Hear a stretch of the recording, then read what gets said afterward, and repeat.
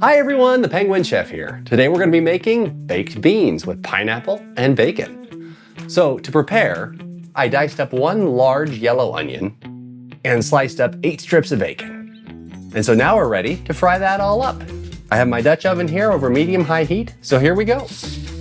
Yeah, that's the stuff. Let that go until some of the grease starts to cool in the bottom of the pan. So now that I'm starting to see some of the bacon fat in the bottom of the pan, we're gonna go ahead and add in our onions.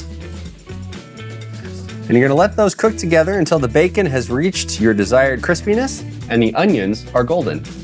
Onions are turning golden and translucent. We're ready to add in the rest of our ingredients. So we're gonna start by adding in 4 drained cans of white beans, also known as navy beans. Next, we're gonna add in 1 20-ounce can of crushed pineapple, juice and all. Then 1 15-ounce can of tomato sauce. Next, we're gonna add in 2 tablespoons of pure maple syrup, 2 tablespoons of apple cider vinegar, and finally 1 cup of dark brown sugar. And then we mix. At this point, if you don't have a Dutch oven, you can just transfer the contents of your pot into a baking dish. We're gonna go ahead and put our lid on this, and we're gonna bake it in a 350-degree oven for 1 hour, at which point we're gonna stir it. So after an hour, we're gonna go ahead and open up our baked beans and give them a stir.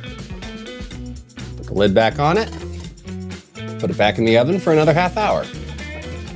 So after 30 minutes, we're going to take the lid off, give it another stir, and let it bake uncovered for another 30 minutes. There we have them, our baked beans made with the pineapple and the bacon and that sweet, sweet sauce. Oh, so delicious. Hey, thanks for watching. I hope you enjoyed the video. Check out the channel for more great recipes. Until next time.